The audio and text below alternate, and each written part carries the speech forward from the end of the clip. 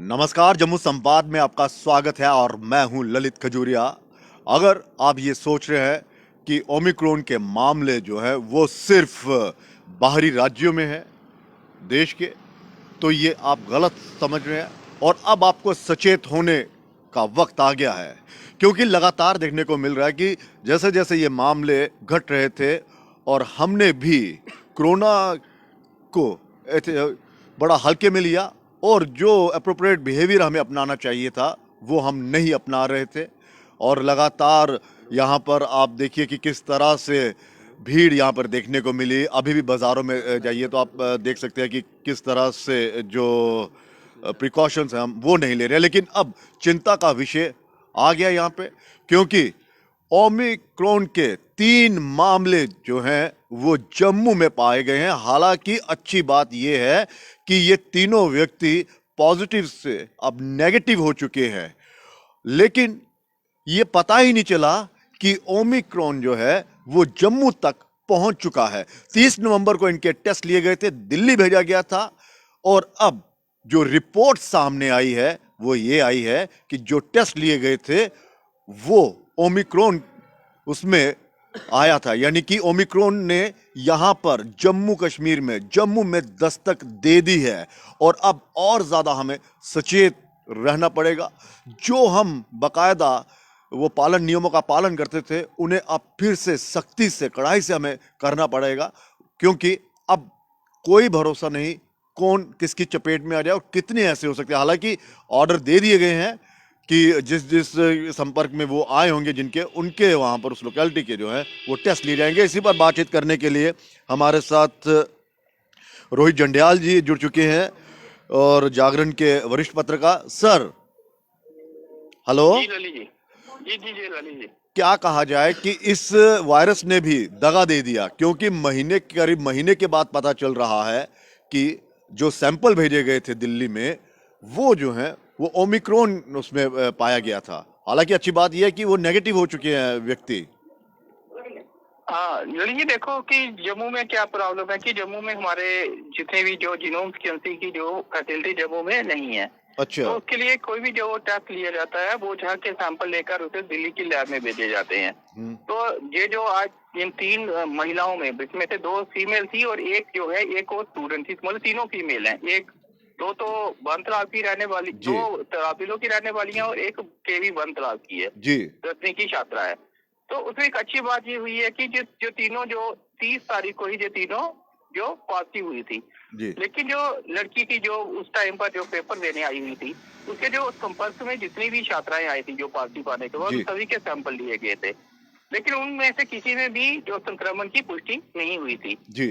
और अभी तक ये जो तरापिलों में जिन 2 महिलाओं में जो पुष्टि हुई है, इनमें क्या है कि इनके जो आसपास जितने भी जो संपर्क में आए हैं इनको तो पहले से ही इन्होंने निगरानी में रखा हुआ था। लेकिन अच्छी बात यह है कि ये 2 महिलाएं हैं, ये दोनों भी नेगेटिव आ चुकी हैं जी। लेकिन इनके जो संपर्क में आए हुए हैं कल से उनके भी जितने भी सभी के सैंपल हेल्थ डिपार्टमेंट ले रहा है और उनकी सभी को आगे भी भेजा जा रहा है। आप देखो कि सबसे बड़ी जो प्रॉब्लम, जो दुखद बात यह है कि आप देखो जैसे हमारे हेल्थ एंड मेडिकल एजुकेशन के जो एडिशनल चीफ सेक्रेटरी हैं वर्तमान विवेक भारद्वाज जी, उन्होंने भी जो, अगर आपको याद होगा तो पहले अनाउंस किया था कि एक लैब हम जम्मू में बनाएंगे और एक लैब श्रीनगर में बनाएंगे जहाँ पर जीनोम सीक्वेंसिंग की जो फैसिलिटी होगी जी। लेकिन आपको भी पता ही है कि जम्मू में कैसे काम होता है, अनाउंसमेंट होने के 1 साल बाद भी इस पर काम शुरू नहीं हो पाता है। यही कंडीशन अभी भी है। आप देखो कि जीनोम सीक्वेंसिंग आज की तो हो नहीं रही है, जितनी बार भी हमारा जो संक्रमण था, जितनी भी जो इसका वायरस था, जितनी बार भी इसने अपना स्वरूप चेंज किया, ठीक है ना, कितनी बार ही इसका वेरिएंट चेंज हुआ है, ठीक है। तो हर सभी जितना भी इसके वेरिएंट का पता कहाँ चलता था, जहाँ के सैंपल जो 5% जो टोटल जितने भी केस आते थे उसका 5% केस सैंपल लेकर दिल्ली में भेजे जाते थे, तो वहीं से कंफर्म होता था। और आप अभी भी देखो कि मजेदार बात यह है कि जम्मू में इन तीनों पर किसी की भी नजर नहीं थी। नजर किस पर थी? नजर थी एक जो फ्रांस से आया हुआ था, इटली से आया हुआ था, आयरलैंड से आया हुआ था। अच्छा, इनकी कोई वो ट्रैवल हिस्ट्री नहीं है क्या? बिल्कुल नहीं, इनमें तीनों की किसी की भी कोई ट्रैवल हिस्ट्री नहीं है। अच्छा। और तीनों की इसमें क्या है, जो अभी तक जो मेरी हेल्थ जो ऑफिसर्स है उनसे जो बात हुई है जी, उसके बेस पर आपको बता रहा हूँ कि जो तीनों जो है, इन तीनों ने विवाह शादियां जितनी भी हुई है उसमें किसी में इन तीनों ने पार्टिसिपेट किया था। तो आप देखो कि इसमें से 2 हमारे जो कश्मीरी पंडित समुदाय की जो महिलाएं हैं, तो एक तो स्टूडेंट है 10th क्लास की। हो सकता है कि कोई जहाँ पर ये शादी में गई हो वहां पर कोई फॉरेन का कोई ऐसा व्यक्ति आया हो जिसके संपर्क में आई हो सकता है फॉरेन का ना हो, किसी ऐसी स्टेट से कोई व्यक्ति आया हो जो जहाँ पर ऑलरेडी वहाँ पर जो ओमिक्रॉन की जो पुष्टि हुई थी। नहीं तो आप देखो कि जम्मू में वैसे अभी तक कोई भी मामला इससे पहले नहीं आया था। हालांकि जहाँ पर कई जो सैंपल भेजे हुए थे, इवन के जो आयरलैंड का जो आया हुआ था केस, वो भी नेगेटिव ही आया है। तो ऐसे में अभी चिंता करने की बात यह है कि जिस तरह से ये 3 मामले आए हैं, इस तरह से कोई और भी लोग हो सकते हैं जो कि जिन पर हेल्थ डिपार्टमेंट की या दूसरे जो हमारे ऑफिसर्स हैं, जो सिविल एडमिनिस्ट्रेशन है, किसी की भी नजर नहीं थी। तो इसमें अभी जो आने वाले टाइम है जो बहुत ज्यादा क्रूशियल है, इस पर हम सभी को नजर रखने की जरूरत है।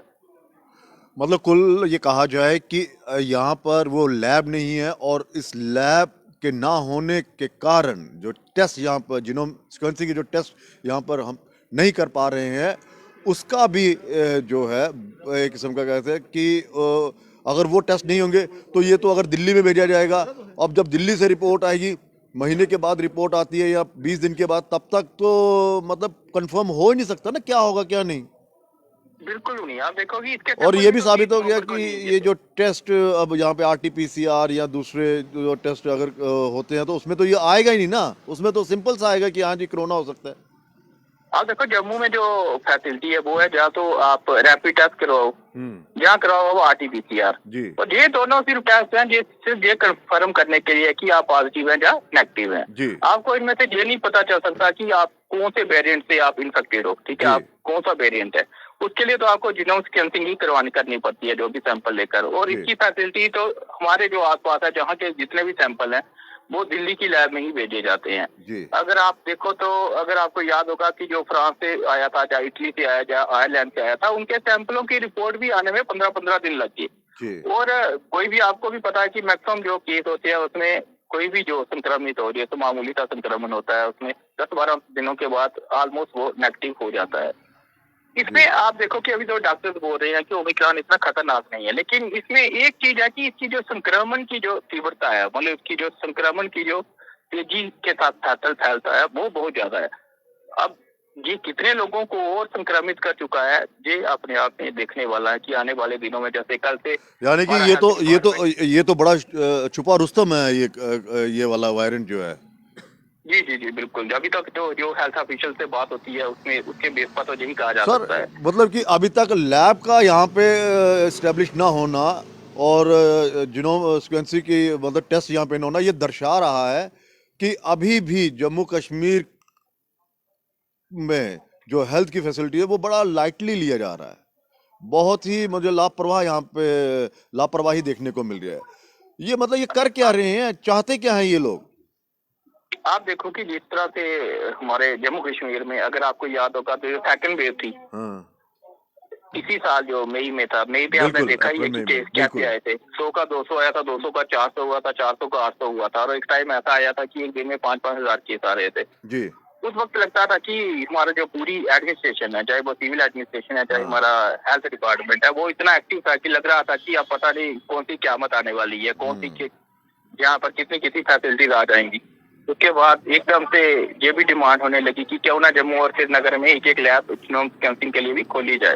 और मुझे लगता है कि ये होना चाहिए था, क्योंकि अगर आपको 2 या 3 दिन में आप कंफर्म कर सकते हो कि इसमें कौन सा वेरिएंट है। अगर ओमिक्रॉन, अगर आप इतनी तैयारी कर रहे हो, जैसे थर्ड वेव की तैयारी कैसी हो रही थी, आपको भी पता है कि एकदम से ऑक्सीजन, जितने प्लांट थे, ऑक्सीजन जनरेशन प्लांट लगे, कितने वेंटिलेटर्स आ गए, कितने हॉस्पिटल्स में DRDO का हॉस्पिटल वो अलग से तैयार हुआ है। मतलब पेशेंट को भर्ती करने के लिए सारी तैयारी है, लेकिन वायरस को ढूंढने के लिए, उसको डिटेक्ट करने के लिए कोई तैयारी नहीं। बिल्कुल उसमें अभी तक कोई भी ऐसी तैयारी है नहीं, और मुझे लगता भी नहीं है कि नियर फ्यूचर में हो सकता है कि अभी 3 केस आए हैं तो हेल्थ डिपार्टमेंट या दूसरे हमारे जो सिविल एडमिनिस्ट्रेशन है, एकदम से उपराज्यपाल प्रशासन भी एकदम से एक्टिव हो जाए और फिर से दोबारा कि हम लैब अभी जल्दी ही स्थापित करेंगे। हो सकता है। चलिए सर, बहुत शुक्रिया। जी कहिए। कि अगर आपने जैसे लास्ट ईयर हमने देखा था कि एकदम से लैब बनना स्टार्ट हो गई थी, जो इसके आरटीपीसीआर की फैसिलिटी हुई, नए मेडिकल कॉलेज में हुई, कुछ डिस्ट्रिक्ट हॉस्पिटल में हुई। हो सकता है कि उम्मीद तो हमें करनी चाहिए कि उम्मीद के लिए उम्मीद देखिए, ये काम तभी करते हैं जब इन पर प्रेशर बनता है। अब ये लैब तभी लगेगी जब यहाँ पर केसेस बढ़ेंगे, वरना उसके बिना ये बनाएंगे नहीं। मुझे तो लगता है कि लोगों को खुद ही सतर्क होना चाहिए, खुद ही जागरूक होना चाहिए और बचाव के लिए खुद ही। चलिए सर, बहुत बहुत शुक्रिया तमाम बातचीत के लिए। तो लेकिन अच्छी खबर ये है कि वो तीनों पेशेंट जो हैं वो नेगेटिव हो चुके हैं। हालांकि ये बहुत एक चौंकाने वाली और सतर्क करने वाला ये मामला सामने आया है कि ओमिक्रॉन के जो पेशेंट थे वो यहाँ पर घूमते रहे और टेस्ट में ये आए नहीं, और जीनोम सीक्वेंसिंग जब सैंपल वहाँ पे भेजे गए तब जाकर पता चला। आप सोचिए कि ये कितना छुपा रुस्तम वायरस है, यानी कि जो वेरिएंट है कितना छुपा रुस्तम है। ये किस तरह का खेल खेल रहा है कि आगे पीछे घूम रहा है लेकिन किसी की पकड़ में नहीं आ रहा है। और अब पकड़ में तभी आएगा जब यहाँ पर लैब लगेगी। और लोगों से भी हमारी गुजारिश है कि सतर्क रहिए, भीड़ में मत जाइए। हालांकि कल हम भीड़ में थे, आप देखिएगा हमने भी थोड़ा प्रिकॉशन, हालांकि गलती हमारी भी थी कि हम भी भीड़ में थे, लेकिन ये है कि प्रिकॉशंस लिए हुए थे, वो लिए हुए थे।